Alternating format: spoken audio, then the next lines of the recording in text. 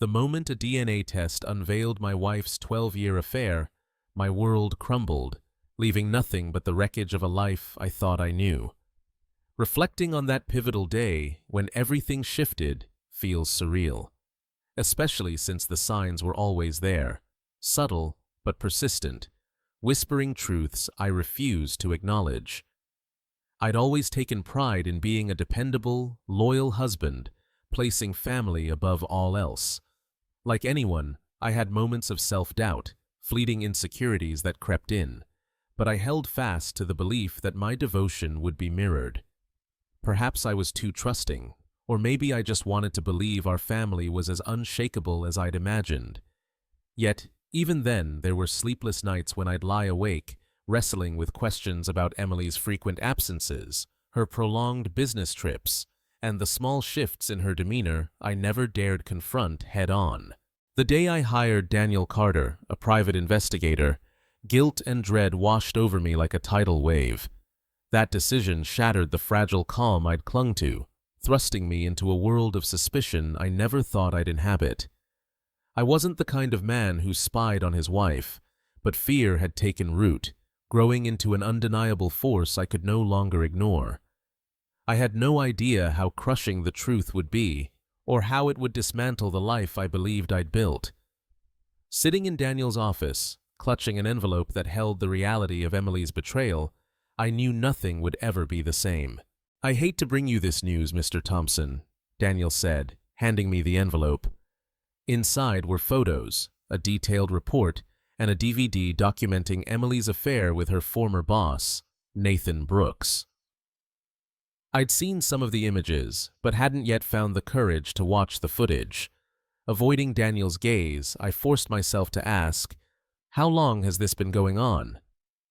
He glanced at his notes. "From our findings, at least 10 years, possibly 12.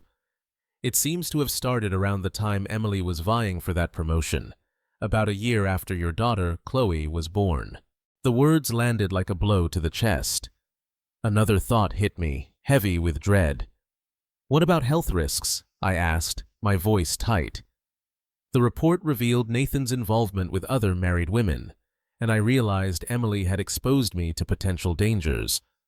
"I need to get tested immediately," I said, bitterness rising as I read Daniel's conclusion that Emily seemed oblivious to Nathan's other entanglements. "If it's any comfort, Mr. Thompson," Daniel added, "Nathan claimed he never intended to break up your marriage. He only wanted her affection, and they never crossed that line in your home."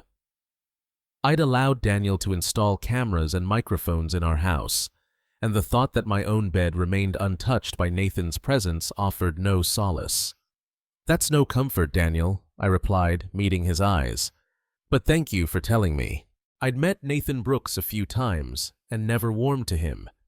He had a polished charm, what some might call handsome, but his smug, arrogant demeanor and infuriating smirk grated on me. More than once, I'd been tempted to wipe that look off his face. Now, I understood why it irked me so deeply. "There's more," Daniel said, his tone darkening. "Nathan's sister, Abigail, knew about the affair from the beginning. It seems she may have even helped them cover their tracks." This revelation cut deep. Abigail had always seemed kind, the complete opposite of her brother. "Damn," I muttered, the weight of betrayal settling in. "Have you spoken to a lawyer yet?" Daniel asked. "Not yet," I replied. "I needed the truth first." He recommended Sarah Bennett, a sharp attorney who despised cheaters, and offered to send her the file. "That would be great," I said, taking her business card. Daniel hesitated before offering advice. "Let Sarah handle this. I know you're hurting and you might feel like lashing out, but it's not worth risking jail time. You've got 2 kids to think about." I nodded, understanding his point. "Thank you, Daniel," I said, paying his bill and leaving his office, feeling as though my entire marriage had been a facade. In my car, I let myself break, tears streaming as the reality sank in. Then, with a deep breath, I pulled out Sarah's card, called her office, and scheduled an appointment for the next day. On my way home, I stopped at a convenience store, buying a pack of cigarettes, a habit I'd kicked back in college. Then, I went to a bar, drowning my sorrows in beer. I wasn't much of a drinker, but that night, it felt justified. "You okay, buddy?" the bartender asked as I took a drag from my cigarette. I looked up, surprised. "Is it that obvious?" "Afraid so," he replied with a faint smile. "Let me guess. You just found out your wife's been unfaithful?" "Yeah, pretty much," I answered. "It's been going on for 12 years, if you can believe it." He shook his head. "I can believe it. I've seen and heard just about everything working here." I muttered a response, and he chuckled softly before continuing. "Mind if I share something my granddad used to say?" "Go ahead," I said, curious despite myself. "I once felt sorry for myself for not having shoes. Then I met a guy who didn't have feet. I know you're hurting, I've been there, but it gets better. Some guys have had it way worse." I smiled faintly. "Your granddad was wise." He nodded. "Finish your beer and go home, son. Keep busy. You won't find answers at the bottom of that glass." Grateful for his words, I stayed a little longer, finishing my drink and reflecting on the years with Emily. I thought about the small things that had sparked suspicion, but never enough to accuse her. After our second child, Chloe, was born, I'd had a vasectomy, yet Emily stayed on birth control, claiming it was for extra caution and to regulate her periods. It seemed odd, but I trusted her. Now, knowing the truth, those dismissed suspicions fell into place. I recalled calling her during her work trips. She was always in her hotel room, but sometimes I thought I heard a man's voice or noticed a hesitant pause. When she returned, I'd occasionally catch the scent of Nathan's cologne on her clothes, a smell I recognized from the few times we'd met.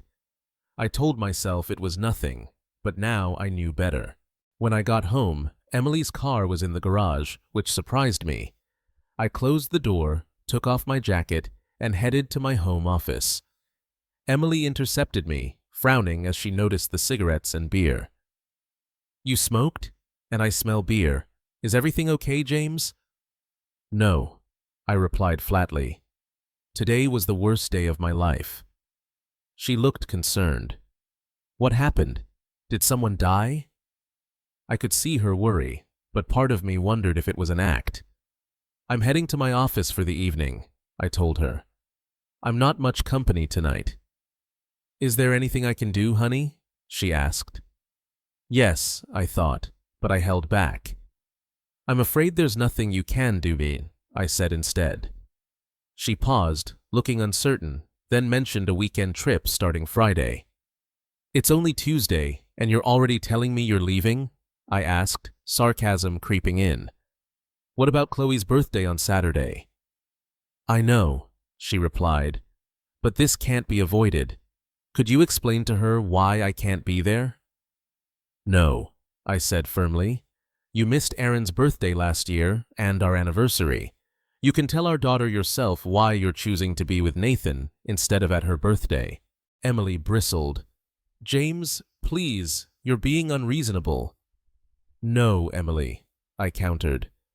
"You supposedly retired a few months ago after the company was sold, yet you've been gone so much I have to wonder what's really going on. Want to explain?" She looked defensive. "Are you accusing me of having an affair?" "What would you think if the situation were reversed?" I asked. Her posture softened, her defensive tone fading. "I understand," she said quietly. "But believe me, it's just business." "That's what you've always said," I replied, feeling defeated. "Now, if you'll excuse me, I have things to do. Please don't bother me tonight. You'll need to watch the kids." Without another word, I went to my office, shut the door, and locked it. Moments later, I heard Emily try the handle, then knock softly. "James?" she called. "Please, talk to me." "Leave it alone, Emily," I said through clenched teeth. "I'm busy." Silence followed. Then her footsteps faded. I took a deep breath and began organizing the evidence for Sarah. Each line of Daniel's report felt like a punch, forcing me to confront the reality of the woman I'd loved for 12 years.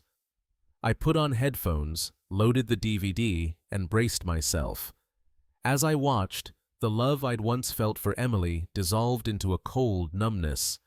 Hearing their conversations turned my stomach, but I listened closely. "Still good for this weekend?" Nathan asked, holding her. "Of course," Emily replied with a smile. "You know I can't go too long without you." "What about your daughter's birthday? Isn't it this weekend?" he pressed. "Yes," she answered, almost dismissively. "But James will be there. He's better with the kids than I am, and if I had to choose, I'd rather be with you."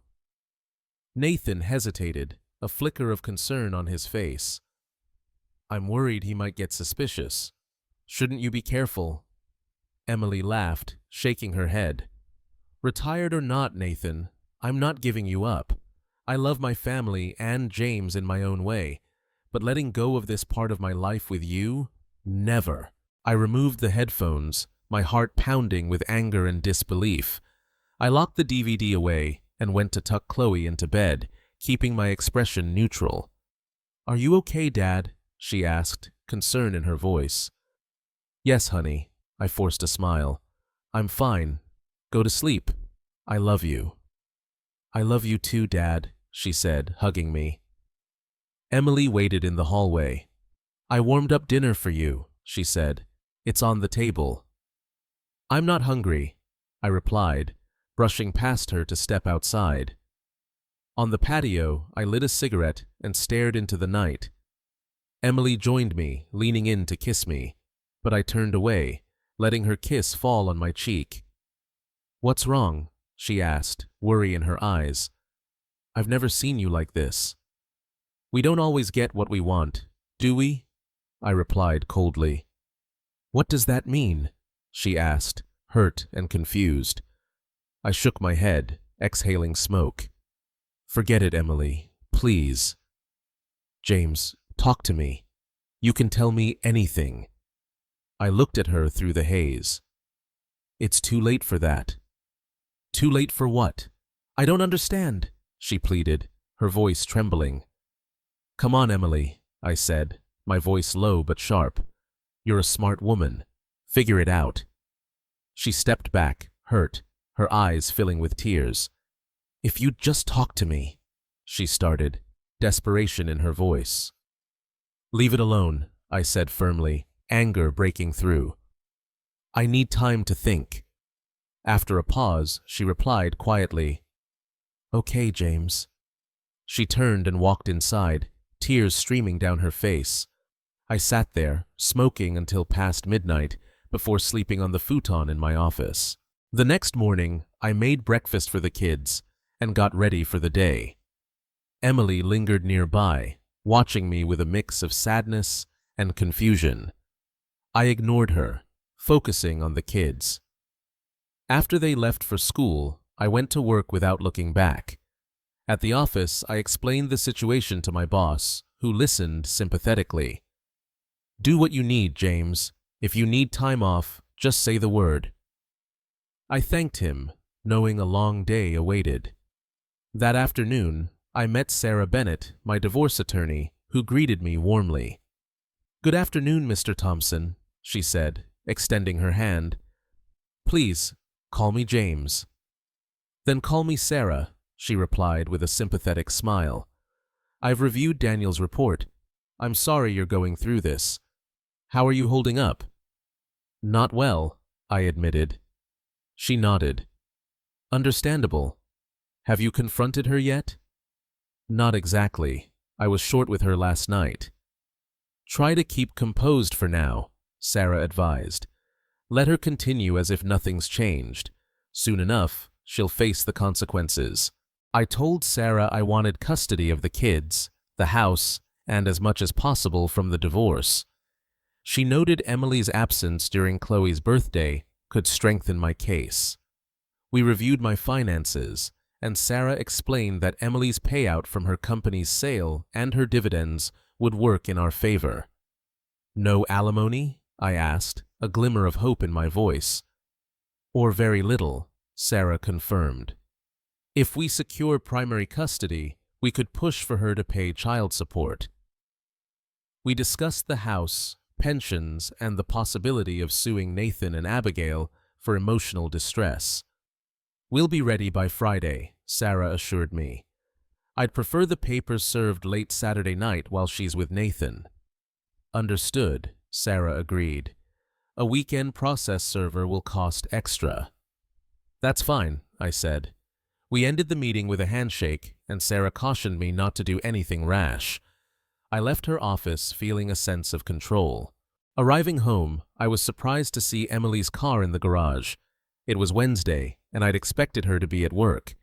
Her car's hood was warm, meaning she hadn't been home long. Inside, I smelled something cooking. "Hi, honey," Emily greeted, stepping out of the kitchen. "You're home early. Is everything okay?" "Yes, I replied. "I hope you're in a better mood than yesterday," she said, eyeing me carefully. "A bit. I'm taking control of things." "That's good to hear. Ready for dinner? I made a roast. Your favorite." "I'll have some," I said, catching the aroma. "Smells great. Did you go to work today?" "Yes, for a few hours," she responded. "I'm just getting things set for the weekend." "Did you talk to Chloe?" I pressed. "Yes, though she's not thrilled," Emily admitted. "But she's young. She'll get over it." "So you're still going on this trip with Nathan?" I asked, tension in my voice. "Yes, as I said, it's strictly business," she insisted. "When do you plan to fully retire?" I followed up. "I already am retired," she reminded me. "They just need my expertise now and then. Not sure how much longer they'll need me." "With all the hours you put in, you could be getting paid," I noted. "Why?" she asked. "I'll bring more in once I retire," I replied. I placed my briefcase in my office, changed into casual clothes, and complimented her on the roast.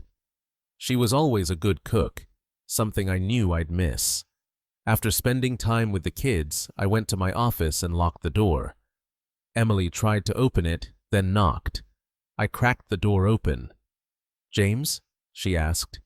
"Are you staying here tonight?" "I think so," I replied. "I need to clear my head, and I don't want to risk you getting sick before your trip. I'll sleep here on the futon." "Oh, all right," she said. "Get some rest, James. I love you." "Yeah, me too," I said, closing the door. I heard her walk away, then turned to my computer, searching for what I needed. I filled out a form, checked my email for confirmation, and set a reminder to call the next day. Thursday was much like Wednesday, except Emily tried to entice me to bed, wearing a revealing nightgown I'd always admired. Knowing what she was doing with Nathan, I felt nothing. "Sorry, Emily, I have a terrible migraine," I said softly. "I'll take something and sleep in the office." A tear rolled down her cheek as she turned away, but I felt no sympathy. She called around noon the next day to say she was leaving. "I hope you feel better, James. Maybe we can reconnect when I return on Monday. My parents will pick up the kids after school today and bring them back tomorrow afternoon for Chloe's birthday party." "Thanks for letting me know," I said. "I really do love you, James. I hope you believe that." "Sure," I replied. "Bon voyage." "Goodbye, Emily." I hung up and dialed Sarah. "I'm preparing the paperwork now, James," she said. "Tomorrow at 5:30 in the evening, they'll be served at Nathan's house as requested. Abigail's paperwork will be filed on Monday." "Thanks, Sarah," I said, ending the call. I told my assistant I was leaving for the day, locked my office, and headed home. I had a lot to handle before the movers arrived. I'd gathered boxes in the garage for this purpose. As I finished packing, the movers arrived. By 5 in the evening, they'd loaded everything into the truck. I placed the remains of Emily's wedding dress in a paper bag, folded it closed, and attached an envelope with a note, my wedding ring, and our marriage certificate, torn into 4 pieces. I handed the bag to a mover, asking him to deliver it to Emily at Nathan's house at 5:30 the next day, adding 2 $50 bills as tips. "I'll take care of this personally, Mr. Thompson," the young man assured me. "Thank you," I replied. I reheated the leftover roast and ate in the living room while watching TV. That night, I slept peacefully in the master bedroom until Emily's parents, Diane and Robert, arrived with the kids at noon the next day. I'd been busy setting up Chloe's birthday party in the yard, scheduled for 3 in the afternoon. Emily had ordered a cake, which I picked up that morning and stored in the fridge. "You've been hard at work," Diane remarked. "I didn't have much choice," I replied, "just hoping everything goes smoothly."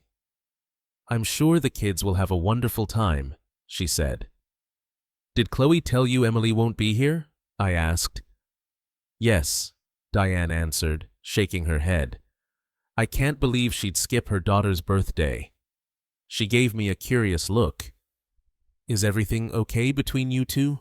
I sent the kids upstairs to get ready, then turned to Diane and Robert. "No, things aren't okay," I admitted.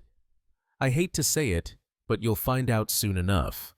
I'm divorcing Emily." "What?" Robert asked, shocked. "Why?" "I found out earlier this week that she's been having an affair with her boss for 12 years, I explained. "That's exactly what she's doing right now." "Oh my goodness," Diane gasped. "Are you certain?" "Yes, completely. I'd suspected something for a while, so after her supposed retirement last month, I hired an investigator. I have his full report, photos, and videos if you want to see them." "No, that's all right," Diane replied, but Robert said, "I'd like to see that report." "While you do that, I'll finish setting up for Chloe's party," Diane offered. I thanked her and led Robert to my office, handing him a copy of Daniel's report. His eyes widened as he read the details of his daughter's relationship with Nathan. When he finished, he shook his head. "That foolish woman," he muttered. "I'm so sorry, James. She may be my daughter, but this is a lot for me to take in." "Now you have an idea of what I'm feeling," I replied. "What are you planning to do about that idiot Nathan?" he asked. "I filed a lawsuit against him and Abigail for causing emotional distress," I said. He snorted.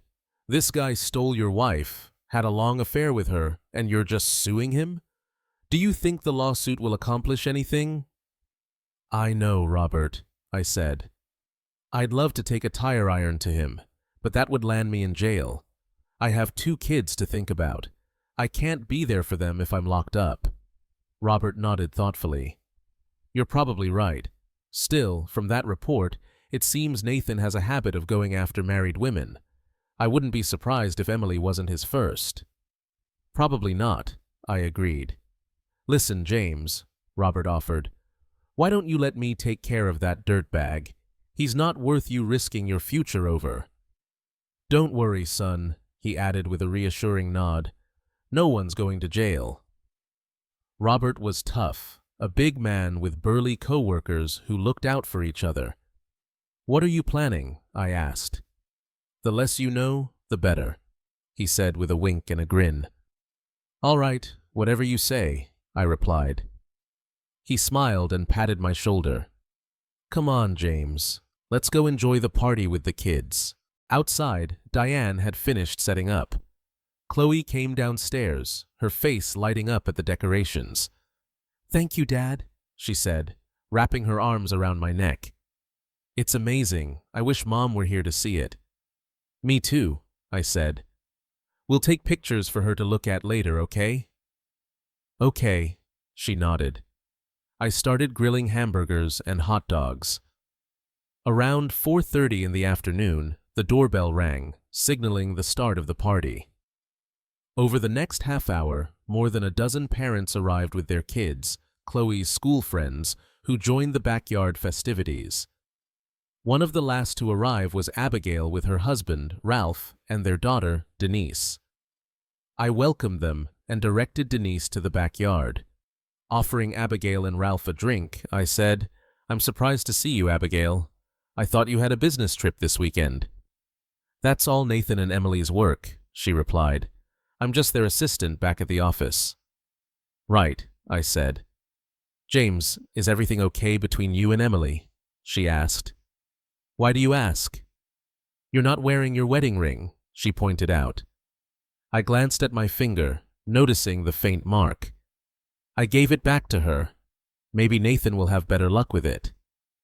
"What's that supposed to mean?" she asked. "Oh, come on, Abigail," I said. "Don't play dumb.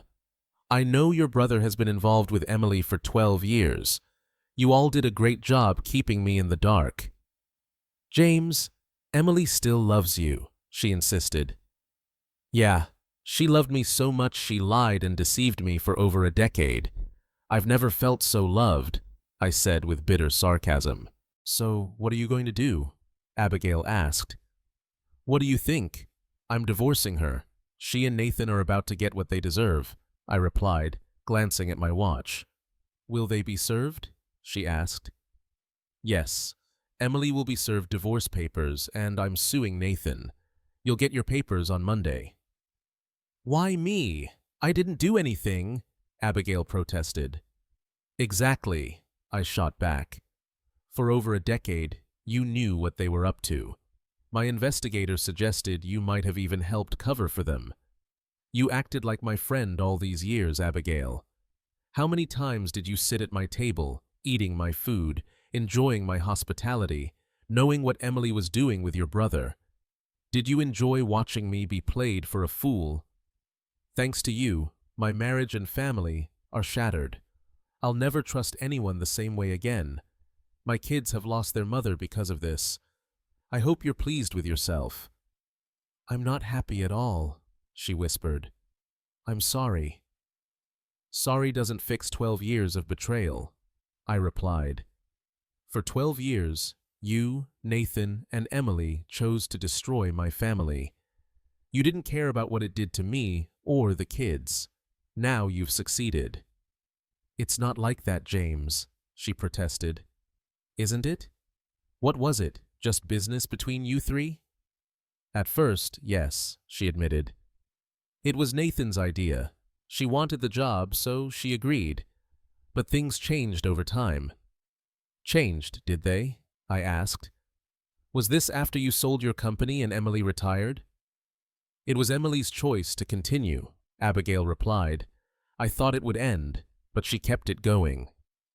"Then she made a lousy choice," I said, "but you still played your part." "I truly am sorry, James," she said. "None of us wanted to hurt you." "But you did," I said, "in the worst way possible. I think it's time for you and your family to leave my house, Abigail." She nodded quietly. "I understand, James." "Oh, and Abigail," I called as she turned. "Don't come back." Wiping away tears, she left with Denise and Ralph. Meanwhile, at Nathan's house, Emily and Nathan were together when her phone chimed. Thinking it was me sending photos from Chloe's party, she read a text from Abigail. "He knows everything."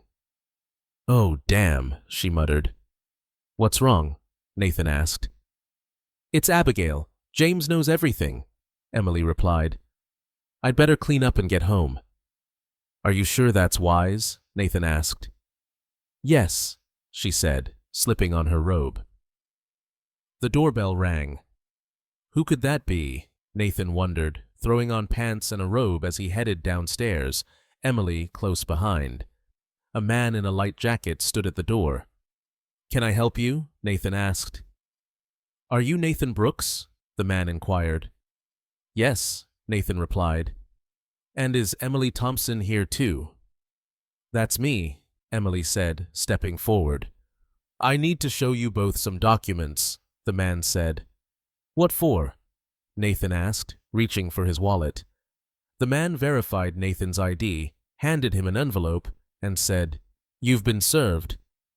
Turning to Emily, he checked her license and handed her an envelope. "You've been served. Also, there's a restraining order attached. Both of you are required to stay at least 500 feet away from James Thompson, his residence, workplace, and his children's school. Violating this could lead to arrest. Best of luck." As he walked away, Emily and Nathan exchanged stunned glances. A moment later, another man approached, dressed in jeans and a t-shirt. "Is one of you Emily Thompson?" he asked. "Yes, that's me," Emily replied. He handed her the paper bag with the envelope. "I was asked to deliver this to you, ma'am. There are also a few more boxes in the truck. Where would you like them?" Nathan and Emily exchanged a glance. "Just put them in the front room for now," Nathan replied. The man headed back to the truck, and movers carried several boxes into the front room as directed. Emily opened the envelope, finding my wedding ring, our torn marriage certificate, and a typewritten note. Tears welled as she read it. "Emily, throughout our marriage, I loved and supported you. Imagine my shock when I discovered your 12-year affair with Nathan Brooks. You repaid my love with lies and betrayal. You claimed it was just business, but now I see the truth. I hope it was worth it. Our finances are divided. The locks changed. Since I've been the children's primary caregiver during your affair, I'm seeking full custody but won't deny visitation. Have your lawyer contact mine to finalize arrangements. I've sent your belongings to Nathan's address. If there's anything else you want, coordinate through your lawyer. I don't want to see or hear from you again.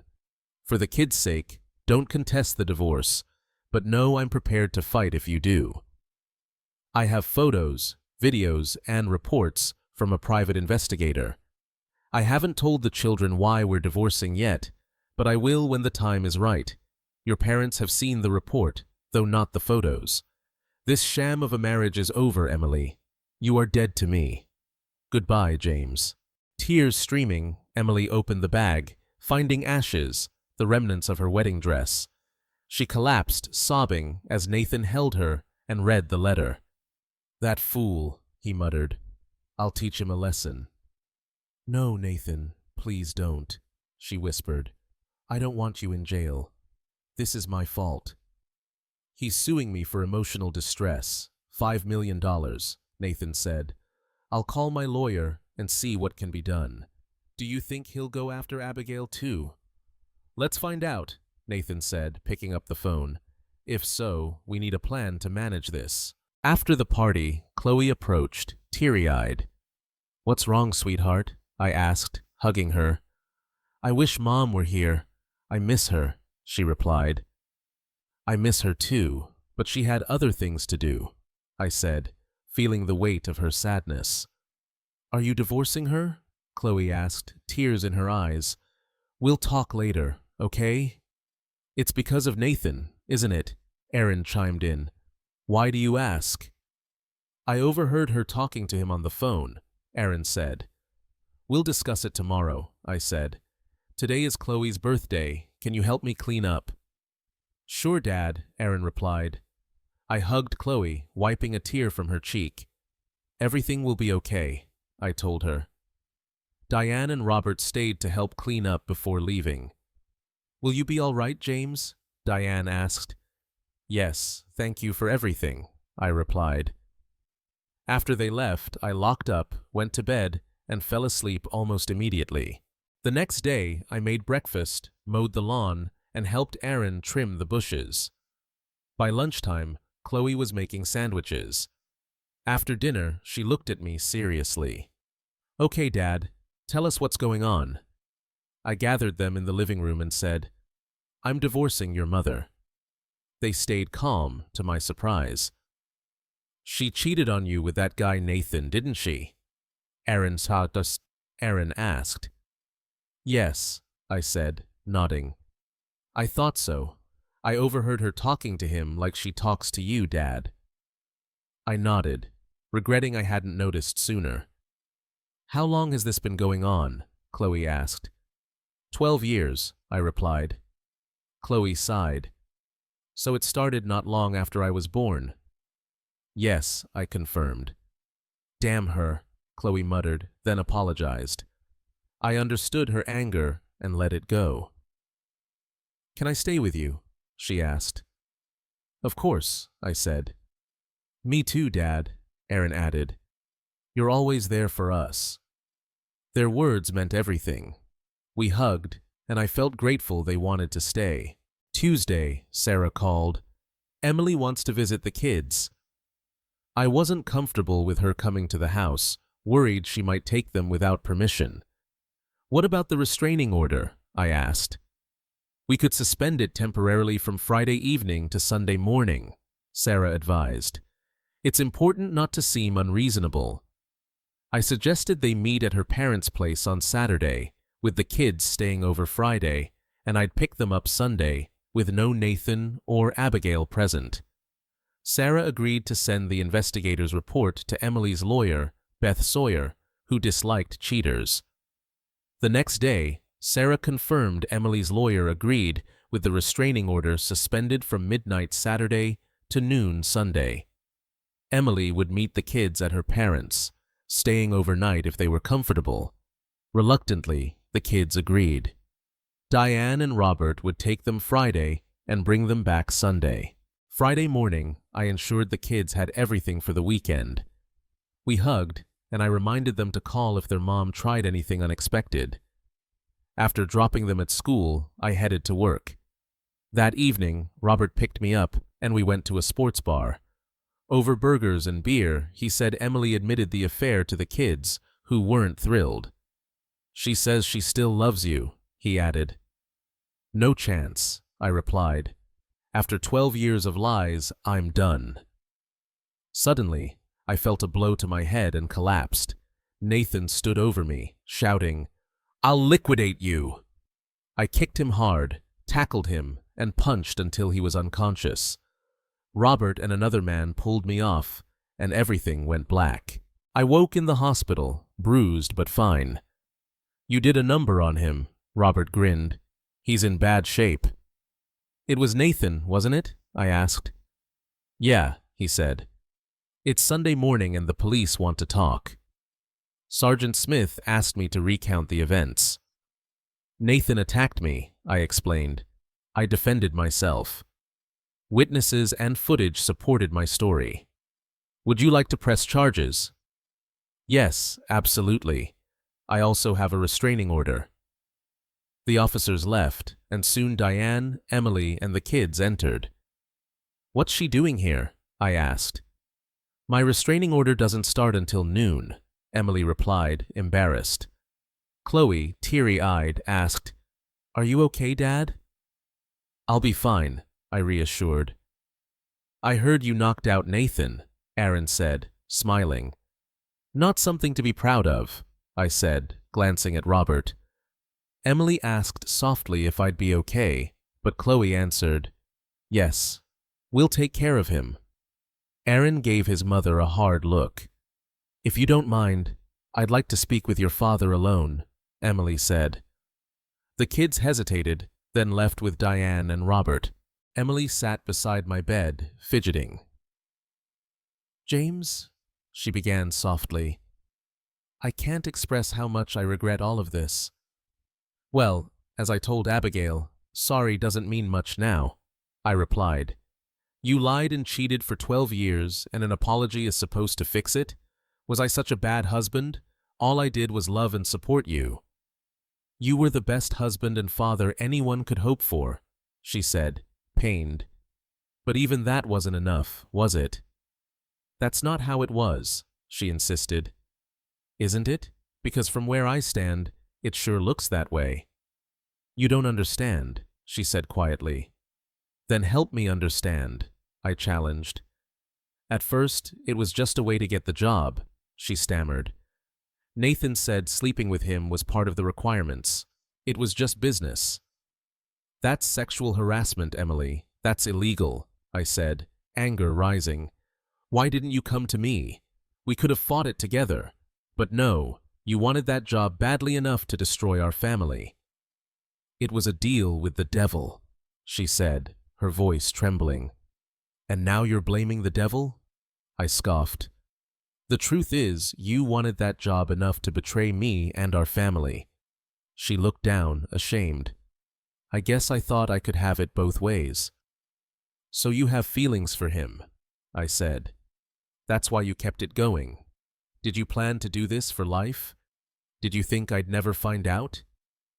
"Yes," she admitted, barely audible. "I developed feelings for him. I thought you loved me enough to accept it, to let me have this. I tried not to let it affect you."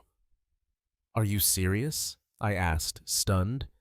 "Every moment you spent with him was stolen from us. Every lie, every excuse, those were pieces of time and trust you took from me. Do you remember opportunity cost?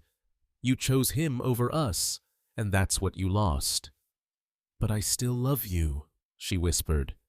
"I never stopped." "Maybe," I said, "but you stopped respecting me. You told him you'd carry on this affair for life, and if I found out and divorced you, you'd accuse me of abuse. Did you think I wouldn't learn that too?" She looked shocked. "You heard that?" "Yes," I said firmly. "And more. Like when you told Nathan you'd rather be with him than with your own daughter on her birthday. What kind of mother does that?" She flinched, visibly hurt. "I must be a terrible wife and mother," she whispered. "Those are your words, not mine," I said, shrugging. "But if the shoe fits." "Did you really take a DNA test?" she asked, her face pale. "Yes," I replied. "Thankfully, both kids are mine." "Oh my God," she gasped. "Did you really think I'd go that far? After 12 years of lies, can you blame me?" I asked. She sat in silence, shaken, before asking, "What do you want me to do now?" "Sign the papers, Emily," I said. "Let's end this sham of a marriage and get help for yourself and the kids. I don't want this to be uglier than it is." "You're right," she murmured. "I'll sign the papers. I'm so sorry, James, for everything I put you through." "Maybe one day I'll forgive you," I said, though I wasn't sure I meant it. "Thank you for letting me see the kids this weekend," she added quietly.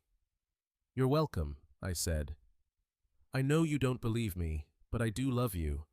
I wish we could stay together." "I don't believe you, but thanks for saying it," I replied. "Maybe a part of me will always care for you, but that's not enough. I need trust. And after this, I don't know if I'll ever trust anyone again." She nodded, her face crumbling with emotion. "I understand," she whispered. "Goodbye, James." She leaned over, kissed my cheek softly, and left, wiping away tears. Moments later, Diane, Robert, and the kids returned. "Is everything okay, son?" Robert asked. "Yes," I said, steadying my voice. "We talked. I think she's finally realizing the extent of what she's done." "Does this mean you and Mom are getting back together?" Chloe asked hopefully. I shook my head gently. "No, honey. For a marriage to be strong, it takes more than love. It takes trust. And right now, I don't have that with your mom. Someday you'll understand." The doctor performed a final checkup and discharged me. Robert drove me home, the kids quiet beside me, each lost in thought. That evening, Robert and Diane called urgently. Abigail had found Emily after she attempted self-harm by overdosing on sleeping pills and alcohol, leaving a note. "I'm sorry." Emily barely survived and spent days in the hospital. After evaluation, she moved in with her parents. She signed the divorce papers without contesting. Sarah informed me that in 90 days, I'd be free.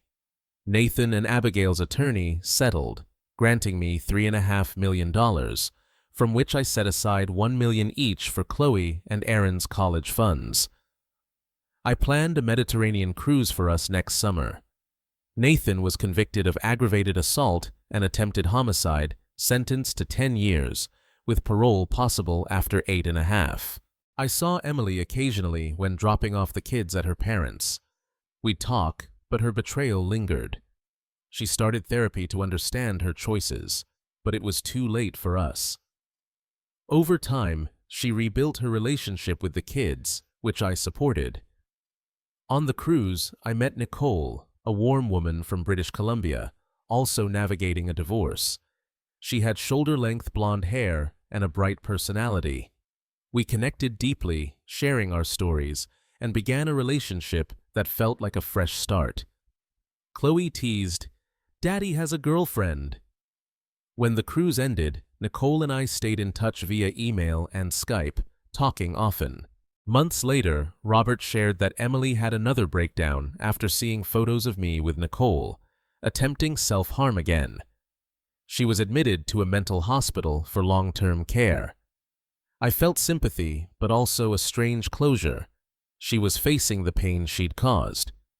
Nicole invited us to her 2-story log cabin on 50 acres in British Columbia, a peaceful retreat. The kids were excited, and I imagined it as a fresh start.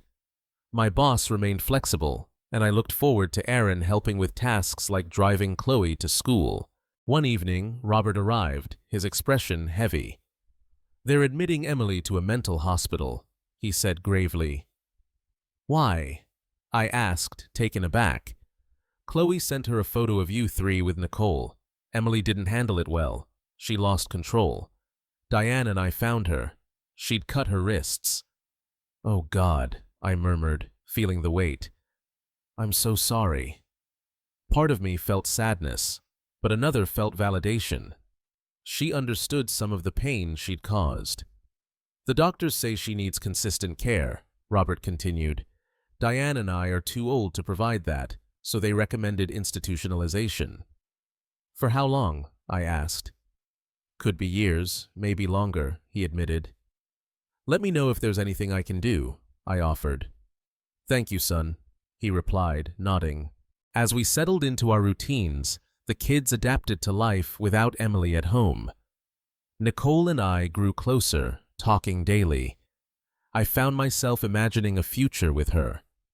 The trip to British Columbia symbolized a new chapter, free from the past's weight.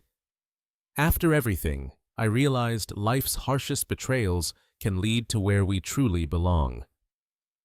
The pain dulled, leaving resilience and gratitude for lessons I hadn't sought but needed. My journey wasn't over, nor was my family's, but the path was clear. With Chloe and Aaron's laughter, Nicole's companionship, and a sense of purpose, I'd found more than I'd lost. Healing wasn't about forgetting the pain, but living with it, letting it shape a stronger, wiser me. Emily's betrayal shattered my foundation, but the pieces formed something resilient. Moving forward meant carrying the lessons, knowing peace emerges from the hardest battles. Thank you for listening. Please share your thoughts, like this video if you found it helpful, and subscribe for more.